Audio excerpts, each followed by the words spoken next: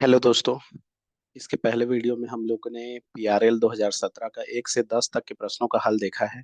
अभी हम लोग देखेंगे 11 से लेकर के प्रश्नों का हल। तो 11वां नंबर क्वेश्चन क्या है, देखिए। 11वां नंबर क्वेश्चन क्या दिया है। यदि एक गोले की त्रिज्या जो है 0.2 सेंटीमीटर प्रति सेकंड की दर से बढ़ रही है, तब गोले की त्रिज्या जब गोले की त्रिज्या 15 सेंटीमीटर हो तो उस समय गोले का आयतन किस दर से बढ़ रहा है वो हम लोगों को निकालना है। मतलब इसमें से हम लोगों को पास गिवन है, क्या दिया है, त्रिज्या में परिवर्तन की दर दिया है, मतलब D R by D T का मान दिया है। तो D R by D T कितना दिया है, 0.2 सेंटीमीटर पर क्या दिया है, सेकंड दिया है। उसी प्रकार से त्रिज्या दे दिया है, त्रिज्या कितना है, 15 सेंटीमीटर। ठीक है, तो हम लोगों को निकालना क्या है, आयतन में परिवर्तन की दर निकालना है, मतलब D V by D T निकालना है। जब आर का मान, ये निकालना है जब आर का मान कितना हो, 15 हो, तब कंडीशन में हम लोगों को D V by D T निकालना है। तो फॉर्मूला होता है आयतन का, गोले का आयतन का फॉर्मूला क्या होता है, 4/3 पाई आर का घात कितना होता है, 3। अगर हम लोग इसका टी के रिस्पेक्ट में अवकलन कर देते हैं तो यहाँ पर हो जाएगा 4 पाई/3 हो गया, और ये हो जाएगा 3 r का वर्ग, और r का फिर अवकलन होगा डी आर बाई क्या हो जाएगा, डी टी। अब इसमें से 3 3 कैंसिल हो गया, सबका वैल्यू को पुट कर दीजिए। तो यहाँ पर हो जाएगा 4 पाई, r का वैल्यू कितना रखना है, r 15, तो 15 का स्क्वायर हो जाएगा, और D R by D T का मान है 0.2। ठीक है, अब सॉल्यूशन कर लेते हैं। तो ये हो जाएगा 4 पाई, 15 का वर्ग कितना हो जाएगा, 225, और गुणा में हो जाएगा 0 कितना हो जाएगा, 2।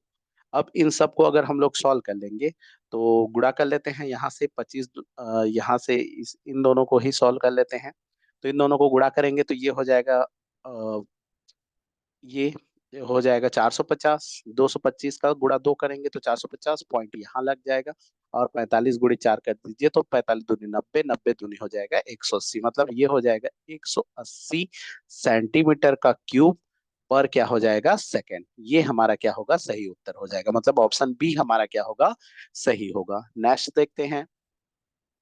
नेक्स्ट क्वेश्चन देखिए। नेक्स्ट क्वेश्चन क्या है। उन सभी बिंदुओं का समुच्चय ज्ञात कीजिए जिसमें फलन अवकलनीय है। यहाँ पर फलन देख लीजिए, थोड़ा सा नहीं दिख रहा होगा। यहाँ पर फलन दिया है एक्स मॉड एक्स। अब हम लोगों को चेक करना है वो कौन सा बिंदु है, या उस बिंदुओं का समुच्चय निकालना है जिसमें फलन क्या है, अवकलनीय है। अवकलनीय का मतलब क्या होता है, अवकलनीय मतलब क्या होता है, यूनिक टेंजेंट। अगर इसका अगर एप्लीकेशन देखेंगे तो आपको समझ में आ जाएगा। मतलब क्या होता है, जिस पॉइंट पर मान लो हम लोगों को x equal to A point पर हम लोगों को अवकलनीयता चेक करना है, तो अवकलनीयता का मतलब क्या होता है, अगर x बराबर ए पर वो जो पॉइंट है, जो ग्राफ, मान लो हम लोग एक ग्राफ ड्रा करते हैं। ठीक है, मान लेते हैं ये इसका ग्राफ है। तो यहाँ पर अगर x इक्वल टू ए आया, ये x इक्वल टू ए पर आया, तो यहाँ पर एक यूनिक टेंजेंट होना चाहिए। यहाँ पर मतलब यूनिक टेंजेंट कहने का मतलब केवल और केवल एक ही टेंजेंट खींच सको, एक से ज्यादा मत खींच सको, तो उसको हम लोग बोलते हैं, वहां पर वो बिंदु क्या होता है, अवकलनीय होता है। ठीक है, जैसे कि अगर हम लोग बात करें एक मॉडुलस एक्स का, अगर मॉडुलस एक्स का ग्राफ देखेंगे तो मॉडुलस एक्स का जो ग्राफ होता है वो कुछ इस तरह से रहता है। ठीक है, तो मॉडुलस एक्स का जो ग्राफ रहता है वो इस तरह से रहता है। तो यहाँ पर देख लीजिए, यहाँ पर, यहाँ पर, यहाँ पर, ये हर पॉइंट पर क्या होगा, आप एक ही टेंजेंट खींच सकते हो, एक से ज्यादा नहीं खींच सकते। लेकिन इस पॉइंट पर आप एक से ज्यादा टेंजेंट भी खींच सकते हो। कैसे, देख लीजिए, यहाँ पर अगर हम लोग टेंजेंट ड्रॉ करें तो एक तो यहाँ पर ऐसे भी ड्रॉ कर सकते हैं, ऐसे भी ड्रॉ कर सकते हैं, ऐसे भी ड्रॉ कर सकते हैं। मतलब अलग अलग तरीके से ड्रॉ उस पर टेंजेंट खींचा जा सकता है। मतलब यहाँ पर ये इस पॉइंट पर ये फलन जो है वो अवकलनीय नहीं है। या फिर सीधा सा बात ये है, जहां पर भी आकृति, जैसे जहां पर भी आपको चुभेगा, मतलब जहां पर ऐसे करके देखेंगे, यहाँ पर हाथ रखिए तो यहाँ चुभेगा, तो यहाँ पर जो कॉर्नर होता है या फिर कॉर्नर जो पॉइंट होता है, वहां पर कोई भी फलन जो होता है वो अवकलनीय नहीं होता है। जैसे कि इस सिरे पर भी अगर देखना चाहोगे ना, तो सिरे सिरे पर भी आपको अवकलनीयता नहीं मिलेगा। अवकलनीयता हमेशा क्या होता है, अंदर में, यहाँ से अंदर कहीं पर भी पॉइंट पर देखोगे तो अवकलनीय होगा, लेकिन सिरे पर नहीं होगा। इसी कारण से सिरे पर हमेशा अवकलनीय के लिए ओपन इंटरवल का उपयोग किया जाता है। जैसे कहीं पर भी लिखा जाता है तो इसमें इंटरवल को ओपन किया जाता है, क्योंकि सिरे पर कोई भी फलन जो होता है वो अवकलनीय नहीं होता है। ठीक है, तो कहने का मतलब यहाँ पर भी अवकलनीय नहीं होगा, यहाँ पर भी नहीं होगा, यहाँ पर भी नहीं होगा। जहां पर एक से ज्यादा टेंजेंट खींच पाओ वहां पर अवकलनीय नहीं होगा। ठीक है, तो ये अलग अलग फंक्शन, तो यहाँ पर देखिए मॉड एक्स नहीं है, ये एक्स मॉड एक्स है। तो एक्स मॉड एक्स को अगर हम लोग लिखना चाहेंगे तो एक्स मॉड एक्स को हम लोग क्या कर सकते हैं, यहाँ पर मॉडुलस फंक्शन को अलग अलग कर लेते हैं, क्योंकि मॉडुलस फंक्शन की क्वालिटी होती है, अगर ये मॉड फंक्शन है तो मॉड फंक्शन क्या होता है, प्लस एक्स देगा यदि एक्स का वैल्यू जो होगा वो आपका ग्रेटर देन जीरो होगा, और माइनस एक्स देगा यदि एक्स का वैल्यू जो होगा वो लेस देन जीरो होगा। ठीक है, तो यहाँ पर दो चीज होता है, प्लस एक्स और माइनस एक्स। तो यहाँ पर हम लोग ये कर सकते हैं कि एक्स जब greater than equal than zero है तो उस कंडीशन में प्लस एक्स लिख सकते हैं, तो एक्स इंटू एक्स लिख सकते हैं। उसी प्रकार से यहाँ पर क्या हो जाएगा, एक्स इंटू माइनस एक्स हो जाएगा जब एक्स क्या होगा, लेस देन जीरो होगा। तो कहने का मतलब इसको अगर सॉल्व करें तो ये एक्स स्क्वायर हो गया और ये माइनस एक्स स्क्वायर हो गया। तो एक्स स्क्वायर हो चाहे माइनस एक्स स्क्वायर हो, यहाँ पर हम लोगों के पास दो फलन बना। अगर हम लोग mod x x mod x को देखें तो यहाँ पर हम लोग ये दो फलन बने, एक्स स्क्वायर बना और एक माइनस एक्स स्क्वायर बना। एक्स स्क्वायर जब x greater than equal than zero है और एक्स लेस देन जीरो है तो उस कंडीशन में क्या दिया है, माइनस एक्स का स्क्वायर दिया है। तो एक्स स्क्वायर जो होता है एक आपका बहुपद फलन है, मतलब पॉलिनोमियल फंक्शन है। ये क्या है, पॉलिनोमियल फंक्शन, पॉलिनोमियल फंक्शन। और पॉलिनोमियल फंक्शन की क्वालिटी होती है वो आर पर ना आपका कंटिन्यूअस भी होता है, ठीक है, और आपका डिफरेंशिएबल भी होता है, मतलब अवकलनीय भी होता है और सतत भी होता है। ठीक है, आर पर, आर कहने का मतलब कोई भी रियल नंबर, रियल नंबर का कोई भी पॉइंट ले लो उस पर क्या होगा, वो फलन अवकलनीय भी होगा और सतत भी होगा। सतत की तो जरूरत नहीं है, जो फलन अवकलनीय होता है वो सतत होता ही, यहाँ पर सतत पूछा भी नहीं गया है, केवल अवकलनीयता पूछा गया है। तो अवकलनीयता के लिए क्या होता है कि अगर कोई पॉलिनोमियल फंक्शन है, ये देख लीजिए ये पॉलिनोमियल फंक्शन है, ठीक है, तो पॉलिनोमियल फंक्शन है तो ये तो पक्का क्या होगा आपका क्या हो जाएगा, ये अवकलनीय होगा। ठीक है, तो यहाँ पर क्या होगा, कौन से बिंदु पर अवकलनीय होगा, तो आर पर। आर कहने का मतलब रियल नंबर, तो रियल नंबर का सेट क्या होता है, माइनस इंफिनिटी टू इंफिनिटी। तो ये आपका सी ऑप्शन हमारा क्या हो जाएगा, सही हो जाएगा। और नहीं तो आप इसको ग्राफ से भी देख सकते हैं, जैसे एक्स मॉड एक्स का अगर ग्राफ खींचना चाहेंगे ना तो ये आपको कुछ इस तरह से देगा, कहने का मतलब अगर, हाँ, इसका अगर हम लोग ग्राफ खींचना चाहेंगे तो जैसे कि क्या होगा, एक्स अगर मान लो वन रखेंगे, माइनस वन रखेंगे, तो भी आपको यहाँ पर क्या मिलेगा, माइनस वन मिलेगा। और अगर प्लस वन रखेंगे तो यहाँ पर क्या मिलेगा, प्लस वन मिलेगा। एक मिनट, इसका ग्राफ मैं ड्रॉ करके बता दूं, ग्राफ डायरेक्ट मैं बता दे रहा हूँ। जीरो रखेंगे तो जीरो होगा, ठीक है, यहाँ पर जीरो होगा। इसका ग्राफ से भी मैं बता दे रहा हूँ कि यहाँ पर देख लीजिए आप ना, कहीं पर भी किसी भी पॉइंट पर आप सोचेंगे कि नहीं यहाँ पर चुभेगा बोल के, तो ऐसा नहीं। देख लीजिए इसका ग्राफ कैसे बनेगा, एक मिनट, इसका नेक्स्ट एक पेज ले लेता हूँ। चलिए देखते हैं। हमारे पास एक फलन क्या ले रहे हैं, एक्स मॉड एक्स। अच्छे से समझा दे, एक्स मॉड एक्स का अगर हम लोग ग्राफ देखेंगे, ये ग्राफ कुछ इस तरह से दिखेगा। ठीक है, जीरो पर तो क्या होगा, जीरो होगा, जीरो पर क्या होगा, जीरो होगा। उसी प्रकार से इधर पॉजिटिव साइड जाएंगे और नेगेटिव साइड जाएंगे, नेगेटिव साइड जाएंगे तो नेगेटिव आते जाएगा, तो ये कुछ ग्राफ इस तरह से बने। ठीक है, जैसे एक्स स्क्वायर का ग्राफ क्या होता है, एक्स स्क्वायर का देखेंगे तो ऐसे कर्व होता है। ठीक है, ठीक है, उसी प्रकार से अगर माइनस एक्स स्क्वायर का देखेंगे तो नीचे तरफ कर्व होता है, ऐसा होता है ये ग्राफ। लेकिन ये दोनों है, तो दोनों है तो ये वाला रहेगा और ये वाला हिस्सा रहेगा, क्योंकि इसमें कंडीशन है ना, ये एक्स जो है ग्रेटर देन के लिए ये वाला है और एक्स लेस देन के लिए ये वाला हिस्सा है। तो इस कंडीशन में ये वाला हिस्सा का एक आएगा और एक ये हिस्सा का आएगा, तो इसका ग्राफ कुछ इस तरह से बनेगा। अब देख लीजिए यहाँ पर आप कहीं भी पॉइंट उठाइए, कहीं पर भी पॉइंट उठाइए, यहाँ पर उठाइए, यहाँ पर उठाइए, यहाँ पर उठाइए, कहीं पर भी उठाइए, आप यहाँ पर यूनिक ही टेंजेंट खींच सकते हैं। कहीं पर ऐसा तो नहीं है कि एक से ज्यादा टेंजेंट खींच सकते हैं, तो नहीं खींच सकते, है ना, यूनिक टेंजेंट होगा। मतलब ये क्या होगा, आर पर ये जो होगा, ये जो आर पर क्या हो जाएगा, डिफरेंशिएबल होगा। ठीक है, तो ये आर पर फलन क्या हो गया, डिफरेंशिएबल होगा। ठीक है जी, नेक्स्ट देखते हैं। नेक्स्ट क्वेश्चन देखिए। नेक्स्ट क्वेश्चन अभी के सिलेबस में नहीं है, ये ओल्ड सिलेबस में था। इसमें दिया है आंकिक विधियां चैप्टर से है ये, ट्रेपोजाइडल नियम, मतलब इसको बोलते हैं समलंब चतुर्भुजीय नियम, समलंब चतुर्भुजीय नियम। समलंब चतुर्भुजीय नियम से भी हम लोग क्या करते थे, समलंब चतुर्भुजीय नियम या सिप्सन नियम होता था, वन थर्ड नियम, इन नियमों से भी हम लोग किसी भी समाकलन में जो डिफिनाइट इंटीग्रल होता है, मतलब निश्चित जो समाकलन होता है, उसका वैल्यू को हम लोग फाइंड कर सकते हैं, और उससे हम लोग कंपेयर करते हैं कि जो समाकलन देता है और ये जो नियम देता है, इन दोनों से वैल्यू जो होता है लगभग सेम रहते हैं। ठीक है, तो कहने का मतलब इस नियम से भी हम लोग निकाल दे सकते हैं। तो समलंब चतुर्भुजीय नियम होता क्या था? समलंब चतुर्भुजीय नियम ये है कि यहाँ पर जैसे कोई भी एक इंटरवल दिया ए से बी तक, कोई फंक्शन है, इसका मेरे को डिफरेंशिएशन निकालना है, तो इसका फॉर्मूला होता था, इसका फॉर्मूला क्या होता था? इसका फॉर्मूला होता था h/2। ठीक है, इसका फॉर्मूला होता है h/2 y first plus y last, और फिर दो लेते थे, और y शेष जितने भी शेष हैं उन सब का सम करना है, मतलब इसका सिग्मा मान लो। ठीक है, y शेष का हम लोगों को क्या निकालना है? सम निकालना है। जैसे हम लोग y0 से स्टार्ट किए और y मान लो 6 तक गए, तो इसका फॉर्मूला के अकॉर्डिंग क्या होगा? h/2 y0 plus y6 plus क्या होगा? 2 में वो आ जाएगा y1 plus y2 plus y3 plus y4 plus क्या हो जाएगा? y5, इस तरह से होगा। ठीक है, और अगर कोई चाहेगा तो y1 से भी शुरुआत कर सकता है, तो इस तरह से अलग अलग होते हैं। तो ये इस फॉर्मूला के अकॉर्डिंग इस तरह से होता है। तो कहने का मतलब कौन सा सही होगा देख लीजिए। तो इसमें से अगर देखेंगे, तीसरा तो गलत, दूसरा तो गलत है, h/3 दिया है, तीसरा गलत है, h/4 दिया है। अब बचा ये वाला और ये वाला। ठीक है, ए और डी, तो इसमें डी गलत है, क्योंकि देख लीजिए यहाँ पर दिया है पहले में सभी का योग, फिर दो के साथ में अलग अलग, इसमें सम का योग दिया है और विषम का योग दिया है, जबकि ऐसा नहीं होता है। इसमें क्या होता है? फर्स्ट प्लस लास्ट और दो में बाकी शेष, है ना? तो ये देख लीजिए, ये फर्स्ट हो गया, ये लास्ट हो गया, और शेष सब का योग है। तो कहने का मतलब ये हमारा ऑप्शन क्या होगा? सही होगा।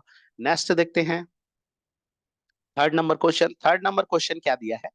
थर्ड नंबर क्वेश्चन ये है, सूर्य का उन्नयन कोण 60 अंश है, दीवार की ऊंचाई और छाया के का अनुपात निकालना है।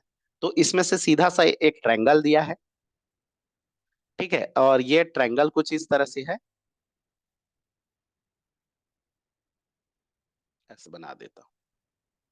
एक मिनट, एक मिनट।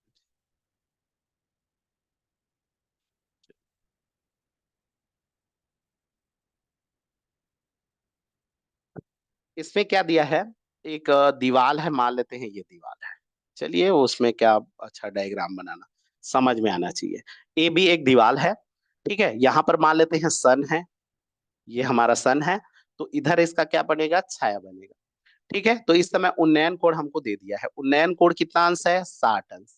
मतलब यहाँ पर ये जो कोण बन रहा है वो कितना डिग्री का है? 60 डिग्री। ठीक है, तो ये दीवार है और ये आपका छाया है। ठीक, तो इसका हम लोगों को निकालना है अनुपात। तो ये मान लेते हैं एच है, ये एक्स है, तो यहाँ पर सीधा सा ये लंब हो गया, ये आधार हो गया, टेन ले लीजिए। तो टेन 60 डिग्री ले लेते हैं, तो टेन 60 डिग्री इक्वल टू क्या हो जाएगा? h/x। और टेन 60 डिग्री का वैल्यू कितना होता है? तो अगर हम लोग इसका वैल्यू देखेंगे तो ये आपका √3 होता है। 30 का 1/√3 होता है, इसका √3 होता है, तो h बाई क्या हो गया? x। अब इसमें से देख लीजिए, ऊंचाई और छाया बोला है, ऊंचाई और छाया मतलब ठीक है, हाइट और ये छाया को एक्स लिया हूँ। ठीक है, तो इसका रेशियो निकाल लेना है, तो h/x इक्वल टू क्या हो जाएगा? √3 रेशियो क्या हो जाएगा? 1। हमारा बी ऑप्शन क्या हो जाएगा? सही हो जाएगा। नेक्स्ट क्वेश्चन देखते हैं। नेक्स्ट क्वेश्चन बड़ा खतरनाक क्वेश्चन है। ठीक है, ऐसे क्वेश्चन अगर पेपर में आ गया ना, तो चुपचाप इसको छोड़ दीजिए, इसको पढ़िए मत। फिर भी मैं इसको बता रहा हूँ, ये बहुत लंबा चौड़ा बनेगा। ठीक है, एक रेखा बिंदु इतने से होकर गुजरती है, और जो एक साक्ष्य से π/4 कोण बनाती है। यह रेखा बिंदु P जो वक्र, ये एक वक्र दिया है, पर स्थित से परावर्तित होकर उसी वक्र Q से मिलती है। तो Q का रेखा इतने के सापेक्ष प्रतिबिंब ज्ञात कीजिए। आप पूरा कंफ्यूज हो जाएंगे इस क्वेश्चन। यहाँ पर क्वेश्चन ये बोला है कि यहाँ पर देखिए, ये वक्र जो है ना, वक्र के बारे में अगर पता होगा तो ये ऐसा दिया है, Z - Z, Z1 - Z2, मतलब एक Z दिया है और Z1 दिया है, इक्वल टू आपका कभी भी एक कांस्टेंट नंबर दे, तो ये आपका बनता है सर्कल। ठीक है, मतलब ये एक वृत्त का समीकरण है, ये एक क्या का समीकरण है? वृत्त है। ठीक है, ये एक रेखा है, नहीं एक बिंदु है, इतने से गुजर करके यहाँ पर जाती है, मतलब ये कहने का मतलब ये एक सर्कल है। मान लेते हैं कहीं पर एक एक्स अक्ष है, ठीक है, ये मान लेते हैं एक्स अक्ष है। यहां से हो करके यहां से 45, देखिए 45 डिग्री कोण बनाती है और एक बिंदु से गुजरती भी है। मतलब यहां से एक पास होती है एक रेखा, ऐसे करके, और ये जो है एक पॉइंट से गुजरती है। इस पॉइंट का नाम क्या है? -1, 4, है ना। अगर कॉमा में लेंगे तो -1, क्या है, 4 है। ये -1, 4 से होकर के जाती है, कहीं पर होगा, पता नहीं, कहीं पर, यहीं पर ले लेता हूँ। ये -1, क्या हो गया, 4, यहाँ से गुजरती है और ऐसे जाती है। उसके बाद यहाँ से ये पॉइंट पी पर मिलती है। इसमें बोला है ये इन पर से होकर के यह रेखा बिंदु वक्र में बिंदु पी पर मिलती है, मतलब ये पी पर मिलती है। ठीक है, उसके बाद यहाँ से रिफ्लेक्ट होती है और वो क्यू पर मिलती है। वो कहां पर मिलती है? क्यू पर मिलती है। ठीक है, वो रिफ्लेक्ट होकर के क्यू पर मिलती है। तो क्यू का एक रेखा दे दिया है, क्यू का एक रेखा दिया है, और वो रेखा कुछ इस तरह से है। ये मान लेते हैं एक रेखा है। ठीक है, और ये रेखा का समीकरण क्या दिया है? Z plus Z bar plus 4 equal to 0। और अच्छे से समझोगे तो ये ऐसा है, 2x+4 इक्वल टू 0, मतलब x+2 equal to 0। Z plus Z bar, मतलब जेड माने क्या होता है? एक्स प्लस आयोटा वाई लोगे तो जेड बार क्या हो जाएगा? एक्स माइनस आयोटा वाई हो जाएगा। बार माने उसका संयुग्मी ले लो, +4 इक्वल टू 0। तो ये संयुग्मी पार्ट तो खत्म, मतलब 2x+4 इक्वल टू 0 हो गया। ठीक है, ये रेखा, तो इस रेखा के सापेक्ष इस पी क्यू पॉइंट का हम लोगों को इमेज निकालना है। इस रेखा के सापेक्ष उसका क्या निकालना है हम लोगों को? इमेज। तो इतना लफड़ा है। यहाँ से ये कोण कितना बनाता है? π/4। तो चलिए शुरू करते हैं यहाँ से। सबसे पहले तो ये रेखा बनाएंगे, फिर उसके बाद जो आपको व्हाइट कलर का जो लाइन दिख रहा है वो वाला रेखा बनाएंगे। ठीक है, तो दोनों को पहले बनाते जाते हैं। पहले ये रेखा बनाएंगे तो यहाँ पर एक हम लोगों को दिया है कोण, तो कोण माने एम, एम का मान हो जाएगा 10, 45 डिग्री हो जाएगा। तो इसका प्रवणता निकल जाएगा, इसका प्रवणता कितना आ गया? 1 आ गया। ठीक है, इसका प्रवणता क्या आ गया? 1 आ गया, और एक पॉइंट दिया है। तो एक बिंदु दिया है और प्रवणता दिया है, तो रेखा बना सकते हैं। क्या होता है? y-y1, डायरेक्ट मैं कर रहा हूँ, y-y1 equal to m, x minus क्या हो जाएगा? x1। तो फाइनली हमारे पास बन जाएगा x minus Y minus 5 equal to 0। मेरे ख्याल से इतना बनेगा। हाँ, x minus Y minus 5 equal to क्या हो जाएगा? 0 हो जाएगा। +5 होगा क्या? इधर लिया हूँ ना, x माइनस वाई, ठीक लिया हूँ ना। x क्या होता है? y माइनस वाई बार y1, y माइनस y1 बराबर m, x माइनस क्या होता है? x1। देख लीजिए तो।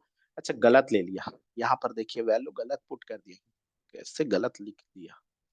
यहाँ पर वैल्यू गलत लिखा हूँ। ठीक है, वैल्यू गलत, एक भी गलत नहीं करना है ना। ये आपका x1 है, ये आपका y1 है, मतलब y-4 होगा और ये x+1 होगा जी।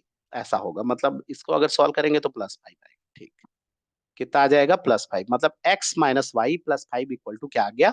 x minus Y plus 5 equal to क्या आ गया? 0। अब देखिए, ये इसका हम लोगों को कटान बिंदु निकालना है, तो पहले तो ये समीकरण बनाओ। इस वक्र को देख लेते हैं। तो वक्र हमारे पास क्या दिया है? z-3-4 आयोटा का मॉड इक्वल टू क्या दिया है? 4।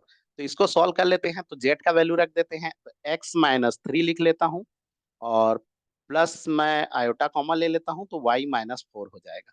है ना, आपको समझ में आ गया होगा तो आ गया होगा। जेड का वैल्यू मैंने x plus iota Y put किया, और उसके बाद ना रियल पार्ट को अलग कर दिया और इमेजिनरी पार्ट को। फिर मॉड का सीधा सा सॉल्यूशन कर लीजिए। ये हो जाएगा आपका रूट, तो रूट का भी हटा देता हूँ, इधर स्क्वायर कर लेता हूँ। यहाँ हो जाएगा x-3 का स्क्वायर, और ये हो जाएगा y-4 का क्या हो जाएगा? स्क्वायर इक्वल टू 4 का क्या हो गया? स्क्वायर। तो सीधा सा ये आ गया। इसका देख लीजिए, ये एक वृत्त बन गया। एक क्या बन गया? वृत्त। तो वृत्त से हमको मतलब नहीं है, हमको ये पॉइंट चाहिए। हमको ये क्या चाहिए? पॉइंट चाहिए। तो पहले तो इन दोनों को सॉल्व कर, इन दोनों को हम लोग क्या कर लेते हैं? सॉल्व करते हैं, तब जा करके ये दोनों पॉइंट मिले। फिर उसके बाद ये पॉइंट निकाले। ठीक है, ये पॉइंट कैसे निकालेंगे? तो यहाँ से एक और बता दे रहा हूँ, यहाँ पर निकालेंगे तो यहाँ पर क्या होगा? यहाँ पर एक ऐसे एक टेंजेंट ड्रॉ करते हैं। तो देखिए, ये अगर 45 है तो ये भी क्या होगा? 45 होगा। तो यहाँ पर रिफ्लेक्ट हो रहा है, मतलब इधर भी क्या होगा? 45 बनेगा। तो ये वाला डिग्री क्या होगा? ये वाला 90 डिग्री, मतलब ये लंब रेखा है। पी क्यू जो होगा वो आपका कौन सा रेखा होगा? लंब रेखा। ठीक है, तो यहाँ पर देख लीजिए, इमेज में हल्का फुल्का मैं आप लोगों को समझा दिया। इसका देख लेते हैं, एक पेज ले लेते हैं। चलिए देख लेते हैं। तो यहाँ पर देख लीजिए, पहले तो हम लोग सॉल्व करेंगे किस किस को। क्या दिया है यहाँ पर, एक दिया है x-3 का होल स्क्वायर, y-4 का होल स्क्वायर इक्वल टू 16 दिया है। और इसके साथ में सॉल्व करना है x-y+5 इक्वल टू 0। पहले इन दोनों को सॉल्व करते हैं। तो यहाँ से मैं ऐसे कर लेता हूँ, x का वैल्यू ने निकाल लेता हूँ। तो y माइनस क्या हो जाएगा 5, यहाँ पर पुट कर दीजिए। तो यहाँ पर हो जाएगा y-8 का स्क्वायर प्लस क्या हो जाएगा y-4 का स्क्वायर इक्वल टू क्या हो गया 16। सॉल्व कर लीजिए। Y square plus 64 minus 16y, फिर plus Y square plus 16 minus 8y equal to क्या हो गया 16। 16 16 कैंसिल हो जाएगा, प्लस माइनस इधर देख लीजिएगा, आप सॉल्व कर लीजिए। तो 2y स्क्वायर माइनस क्या हो जाएगा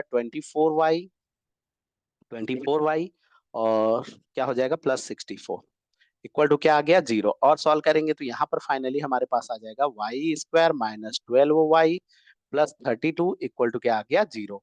तो गुणा करेंगे तो 32 आना चाहिए, जोड़ेंगे तो 12, तो 8 4 आएगा, तो y-8 होगा और y-4 होगा। ठीक है, इन दोनों में तो आ जाएगा। तो एक y का वैल्यू कितना आ गया 4 आया, और एक y का वैल्यू कितना आ गया 8 आ गया। y का वैल्यू अगर 4 आया तो x का वैल्यू निकालेंगे तो -1 होगा, और y का वैल्यू 8 आया तो 8 आया तो इसका निकालेंगे तो 3 होगा। तो एक तो होगा x का वैल्यू, है ना। तो कुल मिला के 2 पॉइंट बने, 2 पॉइंट बने, एक तो बना 3 और 8 बना, और एक पॉइंट बना आपका इंटरसेक्शन पॉइंट -1 और 4। तो कहने का मतलब -1 और 4 भी ना आपका सर्कल में है। जैसे इस इमेज में देखते हैं, यहाँ पर ये जो -1 और 4 मैं व्हाइट में जो बाहर लिखा हूं ना, एक्चुअल में ये यहाँ पर है, यहाँ पर है। और ये वाला पी पॉइंट का वैल्यू कितना आ गया, तो इसका वैल्यू आया 3 और क्या आ गया 8 आया। ठीक है, तो 3 और 8 आया, तो 3 और 8 से नहीं, हम लोगों को निकालना, फाइनली पहुंचना कहाँ है, क्यू पॉइंट पहुंचना है। हम लोगों को क्या चाहिए, क्यू पॉइंट चाहिए, और उसके रिस्पेक्ट में हम लोगों को उसका इमेज, उसके सापेक्ष प्रतिबिंब, मतलब सबसे पहले क्यू तक पहुंचना है। तो क्यू निकालेंगे, तो क्यू कैसे निकालेंगे, एक पॉइंट आ गया और 90 डिग्री, मतलब लंब रेखा का समीकरण निकालना है। ठीक है, तो लंब रेखा का समीकरण देख लेते हैं। तो यहाँ पर हमारे पास क्या बना, एक रेखा ये तो पता है, ये रेखा क्या दिया है x-y+5 इक्वल टू 0। तो इसका लंब रेखा निकालेंगे। तो चलिए नेक्स्ट पेज में ही देखते हैं, है ना। यहाँ पर दिया है हमारे पास x-y+5 इक्वल टू क्या दिया है 0। अब इसका लंब रेखा का समीकरण तो डायरेक्ट अगर करना चाहेंगे तो ऐसे कर सकते हैं, जैसे ax plus B Y plus C equal to 0 हो। तो इसका लंब रेखा जो होता है, अगर लंब रेखा निकालना चाहेंगे तो डायरेक्ट होता है -bx प्लस ए वाई, है ना, प्लस लैम्डा इक्वल टू क्या होता है 0। मतलब इसका कोफिशिएंट इसमें गुणा करो, इसका कोफिशिएंट इसमें गुणा करो और माइनस।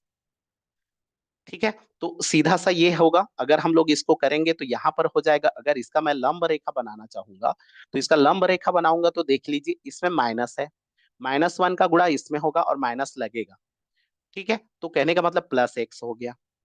ठीक है, और प्लस इसका गुणा इसमें करना है y में, तो प्लस वाई हो गया, प्लस लैम्डा इक्वल टू क्या आ गया 0। अब ये पॉइंट कितने से होकर जाता है, तो यहाँ पर दे दिया है ना, ये 3 8 से होकर जाता है, देख लीजिए वहां पर देखेंगे, से होकर जाता है मतलब संतुष्ट करेगा। तो यहाँ पर हो जाएगा 3 धन 8 धन लैम्डा बराबर 0। तो फाइनली क्या आया, लैम्डा बराबर √11 आ गया।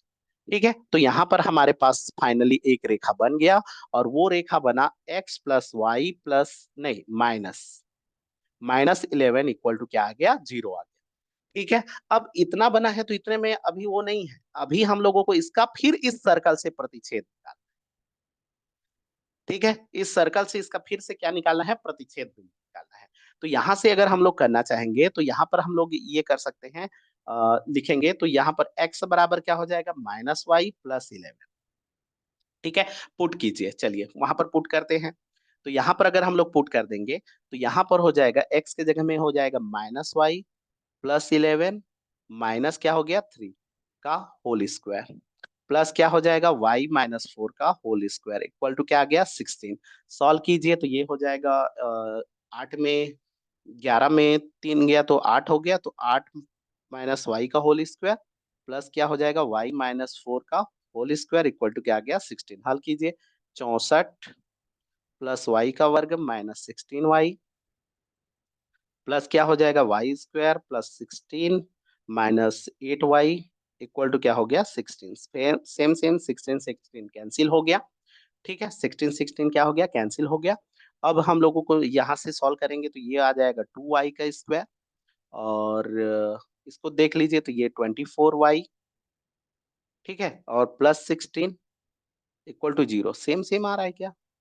यहाँ पर भी पॉइंट सेम आएगा क्या? नहीं नहीं, गलत किया मैं, कहीं पर तो गलत किया। एक मिनट,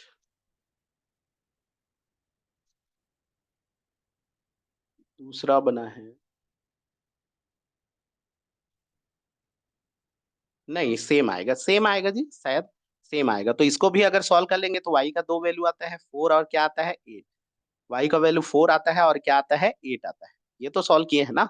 अब y का वैल्यू 4 रखेंगे तो x का वैल्यू यहाँ से, हाँ ठीक, अलग तो आएगा। यहाँ देखिए अलग समीकरण है नहीं, तो यहाँ पर रखेंगे तो x का, अगर y का वैल्यू 4 रखेंगे तो x का वैल्यू कितना आ जाएगा, तो x का वैल्यू हो जाएगा 4 रखेंगे, तो यहाँ पर y का वैल्यू 4 रखेंगे तो ये हो जाएगा आपका 11 -4 +11, मतलब क्या हो गया, 7 आ गया। उसी तरह से 8 रखेंगे तो 8 रखेंगे तो ये आ जाएगा x का वैल्यू 3 आ गया। तो फाइनली यहाँ पर ये आ गया, ठीक, यहाँ पर आ गया 3 और 7 आया। x का वैल्यू 3 और 7 यहाँ पर कहीं पर लिख दे रहा हूँ, एक और पेज लेना पड़ेगा। चलिए देखते हैं, यहाँ पर हमारे पास आ गया x का वैल्यू कितना आ गया 3, और x का वैल्यू क्या आ गया 7। y का जब x का वैल्यू 3 था तो y का वैल्यू मेरे ख्याल से 8 था, है ना। और ये कितना था, y का वैल्यू इस समय 4 था, 11 चाहिए ना, तो ये आया। तो यहाँ पर फाइनली पॉइंट कितना आया, 3 और 8 आया, और 7 और 4। तो 3 और 8 तो ऑलरेडी दिया है, 3 और 8 तो आपको दे दिया ना, p निकाल लिए हैं। वहां पर तो प्रतिच्छेद करता है ना, तो यहाँ पर क्यू पॉइंट क्या हो जाएगा, 7 और 4 होगा। मतलब 7 और 4 का हम लोगों को इमेज निकालना है। अब मैं इसको कर लेता हूँ, यहाँ पर ये आ गया Q, और Q का वैल्यू आ गया 7 4, और एक लाइन है हमारे पास, और ये लाइन का समीकरण मैं बना दिया था, x+2 इक्वल टू क्या आया था, 0 आया था। तो इसका हम लोगों को क्या चाहिए, इमेज चाहिए। मान लेते हैं ये Q डैश है, Q डैश हम लोगों को निकाल लेते हैं। ये अल्फा और बीटा हम लोगों को क्या करना है, फाइंड करना है। तो यहाँ पर भी निकालने के बहुत लंबा प्रोसेस है, या तो शॉर्टकट कर सकते हैं। लंबा प्रोसेस करना चाहेंगे तो आपको क्या करना पड़ेगा, इस बिंदु से जाने वाली एक लंब रेखा निकालना पड़ेगा। इसका क्या निकालना पड़ेगा, लंब रेखा। फिर इन दोनों को हल करके इसका प्रतिच्छेद बिंदु निकालना। फिर प्रतिच्छेद बिंदु निकालेंगे ना तो आपको पता चलेगा कि क्यू और क्यू डैश का ये मध्य बिंदु होता है। ये वाला पॉइंट क्या होता है, आपका मीन पॉइंट होता है, मिड पॉइंट बोल सकते हैं जी, है ना। ये आपका क्या होता है, मध्य वाला भाग, ये आपका मध्य होता है। तो वहां से आप फार्मूला लगा के निकाल सकते हैं, या फिर आप एक शॉर्ट ट्रिक याद। शॉर्ट ट्रिक ये होता है कि अगर कभी भी आपको यहाँ पर एक पॉइंट पी दिया है, ठीक है, मान लेते हैं यहाँ पर एक पी पॉइंट दिया है और एक लाइन दिया है, A X plus B Y plus C equal to 0, व्यापक समीकरण। और हम लोगों को इसका इमेज निकालना है पी डेस, और मान लेते हैं ये अल्फा। पी हमको दिया है x1 और y1, मान एक पॉइंट है तो x1 y1 है। तो इसका शॉर्टकट निकालने का फॉर्मूला होता है हमारे पास, उस फॉर्मूला का हम लोग यूज कर लेंगे ना। तो ये फॉर्मूला होता है हमारे पास, अल्फा माइनस x1 बाई क्या होता है a, beta minus y1 by क्या होता है b। और अगर आपको ये वाला फुट ऑफ पॉइंट निकालना है, देखिए, अगर आप यहाँ निकालना चाहेंगे तो दो फॉर्मूला होता है। यहाँ पर मान लेता हूँ, इसका मैं मान लेता हूँ r है। तो अगर मेरे को r चाहिए तो ये r का फॉर्मूला लिखो ना। तो r का फॉर्मूला लिखेंगे तो यहाँ पर क्या होता है, minus A X one plus B Y one plus C Y होता है A square plus B square. R निकालेंगे तो मतलब फुट ऑफ पॉइंट, मतलब ये आपका फुट ऑफ पॉइंट, या फिर आपका लंब पाद बोलते हैं इसको, क्या बोलते हैं, लंब पाद। तो लंब पाद अगर निकालना है तो ये फॉर्मूला होता है। लेकिन अगर लंब पाद ना निकाल करके हम लोगों को निकालना है डायरेक्ट इमेज, तो इमेज निकालने के लिए मान लेते हैं ये पी डेस है। तो पी डेस के लिए बस इसमें 2 का मल्टीप्लाई, पी डेस के लिए क्या होगा, -2 A X one plus B Y one plus C by क्या हो जाएगा, A square plus B square.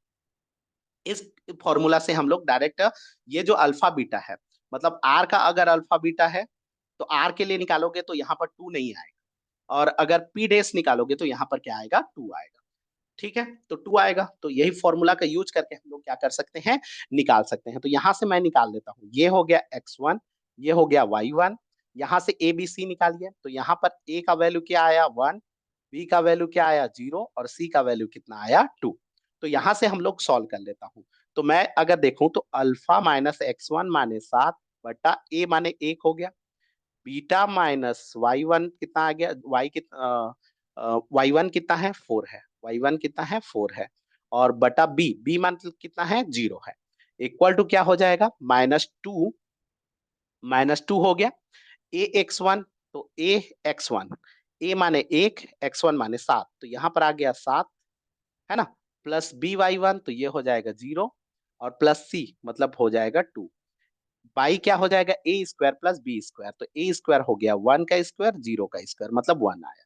तो फाइनली क्या आया देख लीजिए, अल्फा-7 equal to beta -4 by 0 equal to क्या आ गया यहाँ पर देखिए, 7 और 2 9, और 9 का डबल हो जाएगा ऋण 18, 9 का डबल कितना हो जाएगा ऋण 18। अब इसको सॉल्व कर लीजिए, तो यहाँ से अगर अल्फा निकालेंगे तो अल्फा निकालेंगे तो 7 प्लस हो जाएगा ऋण 11 आएगा, और बीटा निकालेंगे तो शून्य से गुणा करेंगे तो शून्य हो जाएगा 4 हो जाएगा।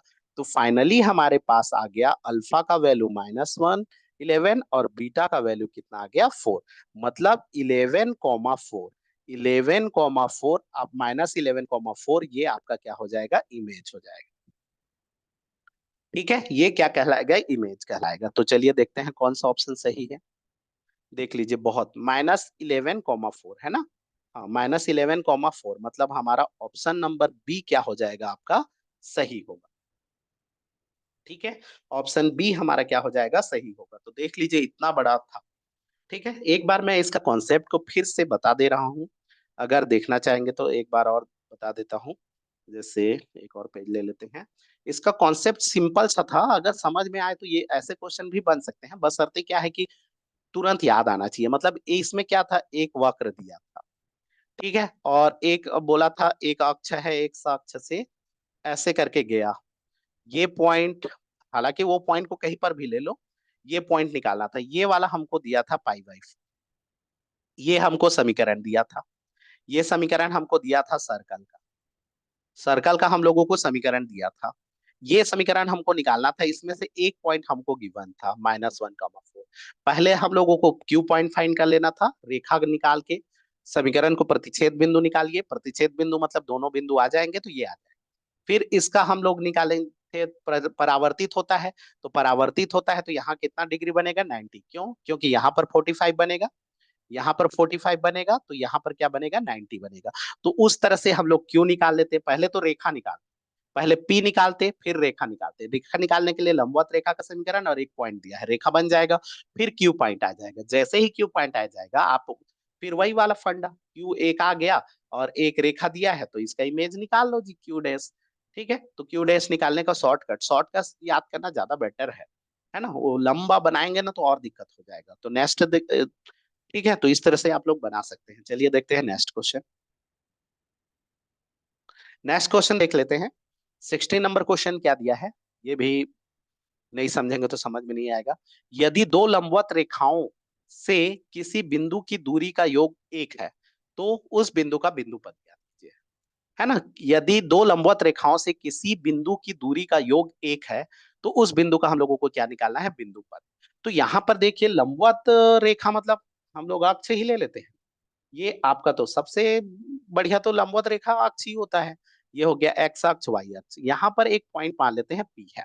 अब इस पी पॉइंट का हम लोगों को बिंदु पद निकालना है, तो पी का मान लेते हैं निर्देशांक है एक्स कॉमा वाई।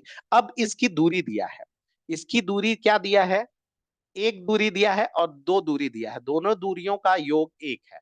तो ये वाला दूरी, क्योंकि ये x लिखे हो तो यहाँ से x है, ये y है तभी तो x लिखे हो, तो ये वाला y हो जाएगा, ये वाला क्या हो जाएगा x हो जाएगा। तो दूरी, दूरी कहने का मतलब ये पॉइंट हम लोग यहाँ भी तो ले सकते थे, यहाँ भी तो ले सकते थे, यहाँ भी तो ले सकते थे, तो दूरी हम लोग मॉड लगा लेते हैं, ये मॉड x इसकी डिस्टेंस है, मॉड y इसकी डिस्टेंस है, मतलब इन दोनों लंबवत रेखाओं से दूरी क्या हो जाएगा, यहाँ पर हो जाएगा मॉड x प्लस क्या हो जाएगा मॉड y, इक्वल टू कितना दिया है 1। अब हम लोगों को इसका समीकरण निकालना है, तो सीधा सा पहले इसको खोल दो, ये तो आपका मॉड मतलब क्या होता है प्लस माइनस। ठीक है, तो पहले x को प्लस माइनस लो फिर y को प्लस माइनस लो, तो सबको प्लस लेंगे तो x plus Y equal to 1 होगा, दोनों को माइनस लेंगे तो x minus Y equal to 1 होगा। फिर एक को x को माइनस लो, y को प्लस लो। एक बार क्या लो, x को प्लस लो, y को माइनस लो। ठीक है।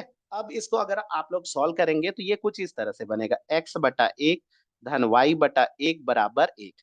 दूसरे को अगर सॉल्व करेंगे, तो ये इस तरह से होगा, x बटा ऋण 1 धन y बटा 1 बराबर 1। उसी तरह से ये हो जाएगा, x बटा ऋण 1 धन y बटा 1 बराबर 1। सॉरी, दूसरा वाला ऋण 1 ये भी। हाँ। और थर्ड लास्ट वाला हो जाएगा, x बटा 1 धन y बटा ऋण 1 बराबर 1। ये आपका अंतःखंड कहलाता है। तो x बटा a धन y बटा b बराबर 1 रेखा पता होगा। ये रेखा कुछ इस तरह से बनता है, ये आपका a, ये आपका b। तो इसी को हम लोग बोलते हैं x by A plus Y by B equal to 1।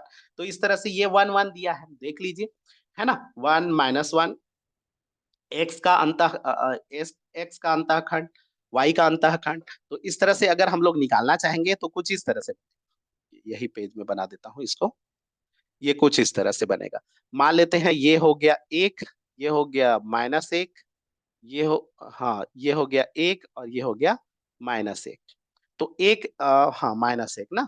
तो एक रेखा क्या होगा, एक रेखा तो ऐसे जाएगा। फिर दूसरा रेखा क्या होगा, दूसरा देखिए दोनों रेखा माइनस, मतलब ये ऐसे जाएगा इस पॉइंट से होकर के। फिर एक रेखा ये वाला है और एक रेखा ये वाला है। तो बिंदु पथ क्या बना, ये वाला हिस्सा क्या कहलाएगा, इसका बिंदु पथ। तो देख लीजिए इसका आकृति क्या आया। तो ये तो सेम डिस्टेंस है ना, यहाँ से यहाँ सेम होगा, यहाँ से यहाँ सेम होगा, यहाँ से यहाँ, यहाँ से यहाँ। मतलब ये क्या बनेगा आपका वर्ग। ठीक है। तो इसका ऑप्शन नंबर ए हमारा क्या हो जाएगा, सही हो जाएगा। नेक्स्ट देखते हैं 70 नंबर, देखिए, है ना। एक बिंदु दिया है, इसका मूल बिंदु पर प्रतिबिंब निकालना है। तो ये वाला वही वाला कॉन्सेप्ट है, अभी मैं बता रहा था, है ना। एक पॉइंट दिया है, -1, 2 दिया है।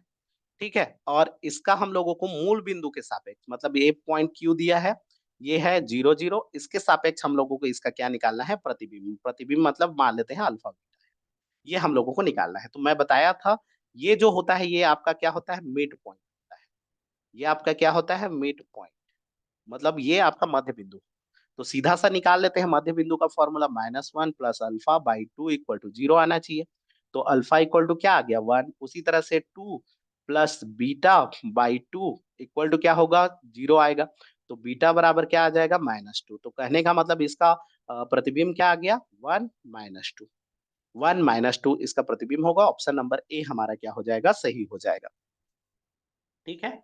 नेक्स्ट देखते हैं, नेक्स्ट क्वेश्चन देख लीजिए। 80 number question, 80 number question computer का है। ठीक है। कंप्यूटर का क्वेश्चन है। इसमें क्वेश्चन क्या दिया है कि सहायक स्मृति सूचना को स्थानांतरित करता है। कौन सहायक स्मृति सूचना को स्थानांतरित करता है, एएलयू करता है, कंट्रोल इकाई करता है, निर्गम इकाई करता है, या मुख्य स्मृति इकाई में होता है, मतलब किसमें स्थानांतरित करता है ना। सहायक स्मृति जो होता है, ऑक्सिलरी मेमोरी बोलते हैं।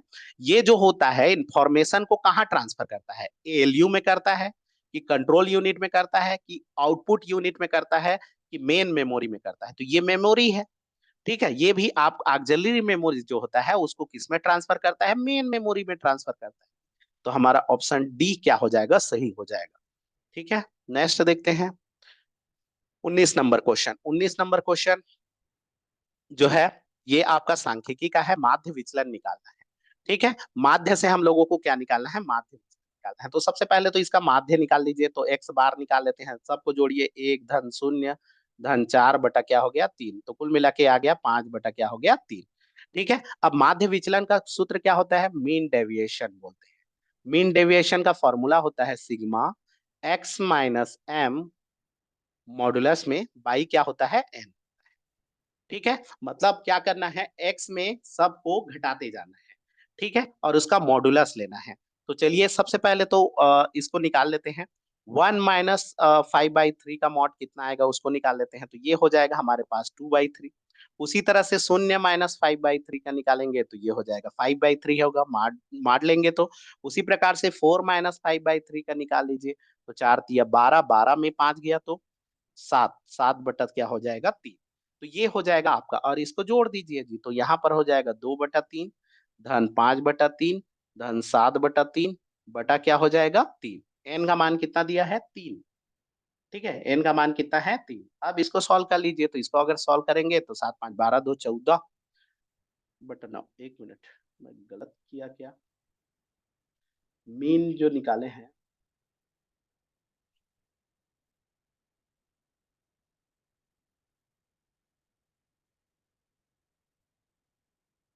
हाँ ठीक ठीक ठीक ठीक। ठीक है जी। तो यहाँ पर कितना हो जाएगा देख लीजिए, इसको गलत 14 बटा क्या हो जाएगा 3, तो ये हो जाएगा 14 और बटा में क्या हो जाएगा 3 नीचे आ जाएगा ना। एक मिनट, तो ये हो जाएगा 9। 14/9 कहाँ गलत किया, एक मिनट। यहाँ पर क्या है, इसका हम लोगों को मीन डिविएशन निकालना है, मतलब मॉडुलस एक्स माइनस एम, मतलब या एक्स बार भी बोल सकते हैं। ठीक है, बाई क्या होता है एन होता है। तो यहाँ पर अगर निकालेंगे,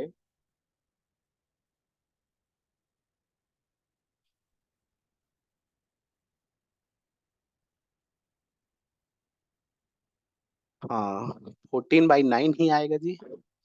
14/9 ही आएगा।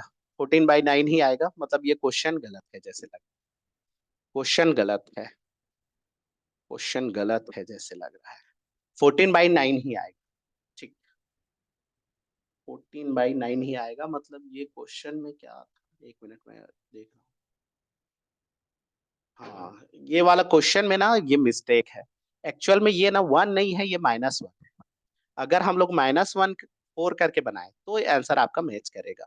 अगर ऐसे बनाएंगे तो क्या हो जाएगा, एक्स बार निकालेंगे, ये हो जाएगा 3/3, मतलब 1 आ जाएगा। ठीक है, उसी प्रकार से सबका अंतर निकाल लेंगे, तो एक से एक का अंतर हो जाएगा 2, इसका अंतर 1 और इसका अंतर क्या हो गया 3 बटा क्या हो जाएगा 3, मतलब कुल मिला के ये हो जाएगा 6/3, मतलब क्या हो जाएगा 2। ऑप्शन नंबर डी सही होगा, जब ये -1 होगा। ठीक ठीक ठीक ठीक ठीक, ये याद आया।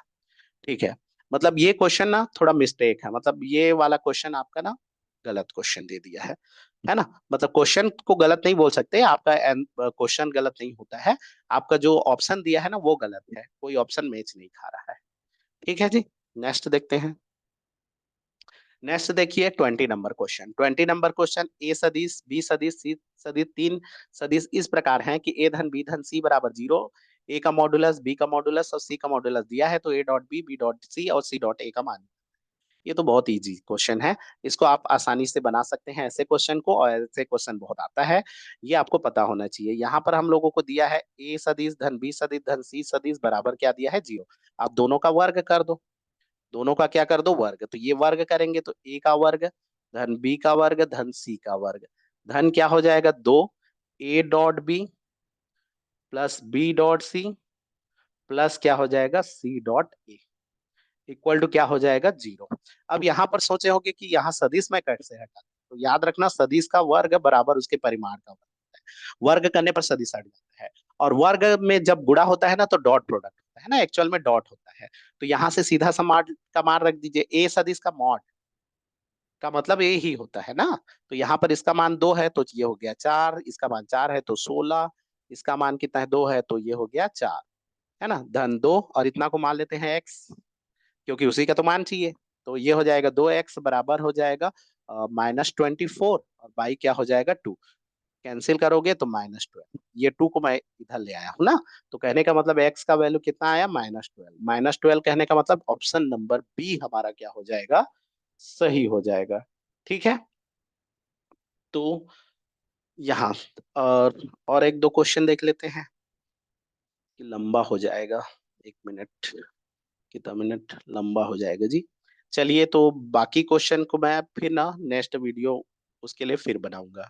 ठीक है, तो आज के लिए धन्यवाद, और अच्छे से प्रिपरेशन करते रहिए, जितना प्रैक्टिस करना है करते रहिए। क्योंकि मेरे को ना सेट ए का क्वेश्चन पेपर नहीं मिला, और सेट बी का ही मिला था, इस कारण से मैं ना सेट बी का ही बना रहा हूँ। एनएनएल का भी क्वेश्चन पेपर मेरे को शायद सेट डी वगैरह मिला है, तो वो कोई उसका मैं बना दूंगा, दोनों का वीडियो मैं बना दूंगा। ठीक है जी, इस सब का लाभ लीजिए। Thank you.